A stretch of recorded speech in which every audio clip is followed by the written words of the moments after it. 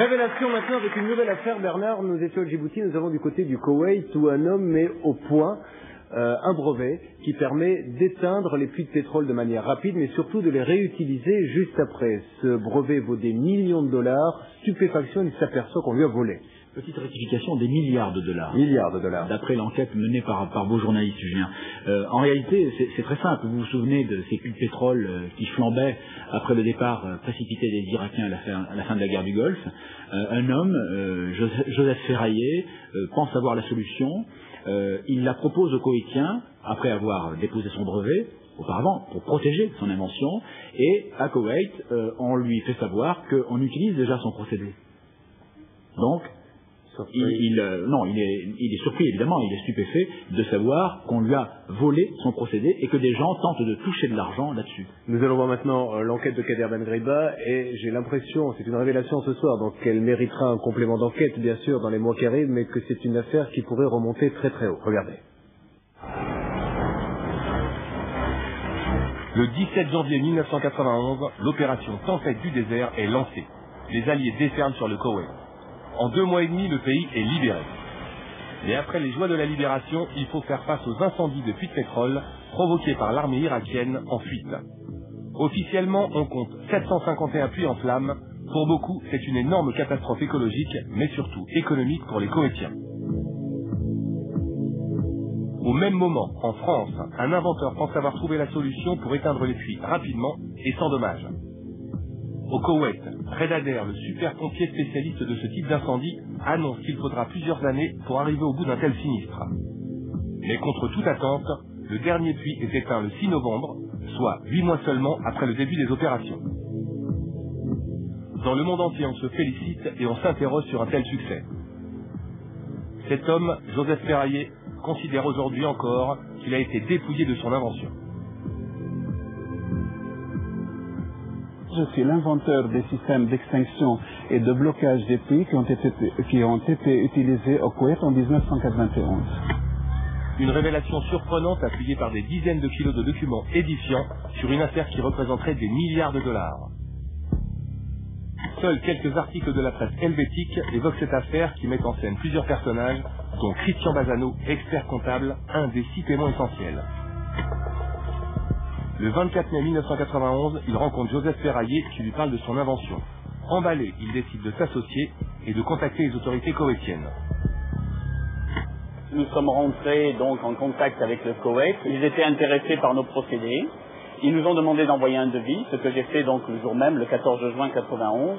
J'ai envoyé un devis de 22 milliards d'US dollars. Pourquoi 22 milliards d'US dollars? Parce qu'il y avait 750 puits en feu, d'après ce que disaient les médias, et 5 ans pour éteindre les puits, d'après la méthode de Red Adair, et qu'effectivement la méthode de Ferraille était dite révolutionnaire pour un non-initié comme moi, qui était la méthode de l'étouffement. 3 semaines plus tard, le contact se matérialise par un rendez-vous avec un général koweïtien dans un grand hôtel niçois. Les pourparlers sont en très bonne voie, puisque le général compte les faire venir au Koweït. L'objet, c'était qu'on devait aller au Koweït le plus tôt possible et que le prix, donc ce qu'on avait demandé dans notre offre, 30 millions de dollars par prix, n'était pour rien. C'est-à-dire ils étaient d'accord de payer ce montant. Donc tout le monde est très content. On se dit que le travail que nous avons fait allait peut-être porter ses fruits et nous attendions avec impatience donc les visas et la date de départ au Koweït.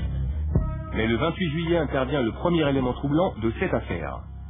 Nous recevons donc chacun un visa pour se rendre donc au Koweït.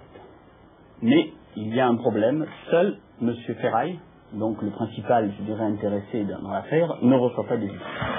Le même jour, à 18h, 3 des 4 associés partent pour le Koweït. Joseph Ferraillé doit, quant à lui, se contenter d'attendre en France. Arrivés à destination, les 3 hommes sont très bien accueillis. C'est là qu'intervient le deuxième élément troublant. Car dès qu'il décide de rencontrer l'ambassadeur de France à Koweït City, le ton change radicalement.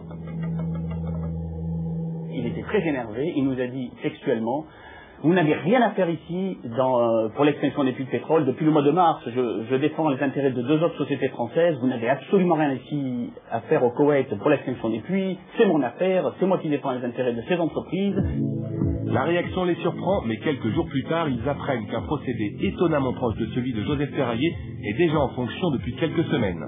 En effet, depuis avril, le nombre de puits éteints augmente à vitesse grand V. quantité de ferraille était dans la nature et elle avait sûrement été utilisée étant donné que Radader mettait 6 semaines pour éteindre un puits de pétrole. Donc incontestablement, ferraille, son idée était déjà en application au Koweït. Pourtant, Joseph avait pris toutes les précautions nécessaires puisqu'il avait déposé son brevet à l'INPI, Institut National de la Propriété Industrielle.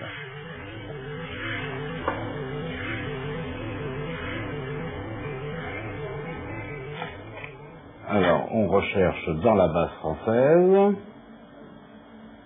c'est donc la base des brevets français, et on va interroger le nom ferrailler, qui est donc un système de fourneau permettant l'extinction des puits de pétrole en feu, voilà, sans utilisation de la dynamite. C'est déposé quand ça? Alors, ça a été déposé donc le 2 mai 1991.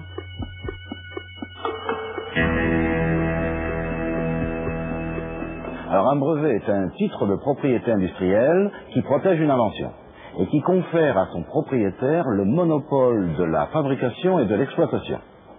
Cela veut dire que quiconque copiera ce brevet sera en situation de contrefaçon du brevet, sauf évidemment s'il a obtenu une licence d'exploitation, une licence de fabrication, ou s'il a acquis des droits auprès de son propriétaire. Pour parer à toute éventualité, Joseph obtient même une protection internationale auprès de l'Organisme mondial de la propriété intellectuelle, l'OMPI. Alors, comment expliquer l'application d'un procédé étonnamment proche? Pour Joseph, la réponse est simple, il s'agit tout simplement du sien. Quand j'ai eu les preuves de l'utilisation de mes systèmes au Koweït, j'ai déposé une plainte au parquet de Nice. Cette plainte, elle a été classée non-lieu. Une deuxième plainte a été classée refus d'informer. Une troisième plainte avec un rapport d'un psychiatre de Nice que je n'ai jamais vu, qui m'a déclaré fou, furieux et dangereux. Le médecin auteur de cette expertise reçoit un blâme de l'Ordre national des médecins.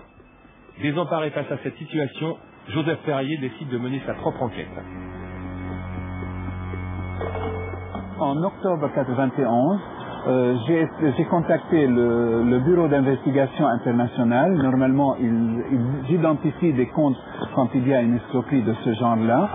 Le cabinet d'investigation identifie toute une série de comptes bancaires dans le monde. Le Koweït a donc payé. À partir de ce moment, toute une série d'individus troubles interviennent. Beaucoup sont d'anciens membres des services spéciaux français et étrangers. Christian Bazano reçoit la visite de l'un d'entre eux.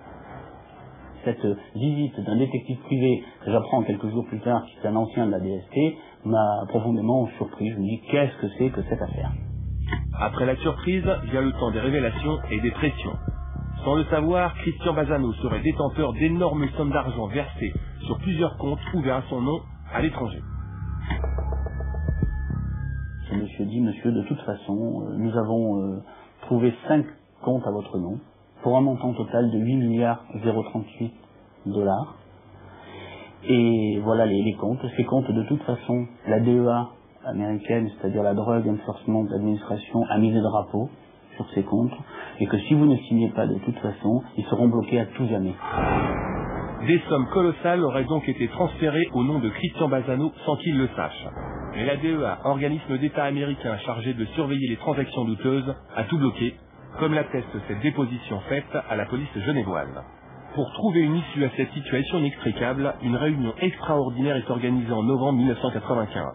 Elle se déroule dans un quartier chic de Genève, chez un notaire. On s'est tous réunis ici les 16 et 23 novembre 1995, et c'est là qu'ils ont signé, mes adversaires, des conventions pour me verser tous mes droits. Les fonds devaient exister. C'était impossible autrement. Comment déplacer 30 personnes un même jour dans une étude notoirement connue à Genève si ça n'existe pas? Bilan provisoire de cette affaire, le Koweït a débloqué des milliards de dollars. Certaines sommes auraient été bloquées, mais on ignore si quelques personnes ont pu toucher une partie de ce pactole. Joseph Ferrailler, quant à lui, n'a toujours rien reçu, mais continue à se battre pour faire reconnaître ses droits.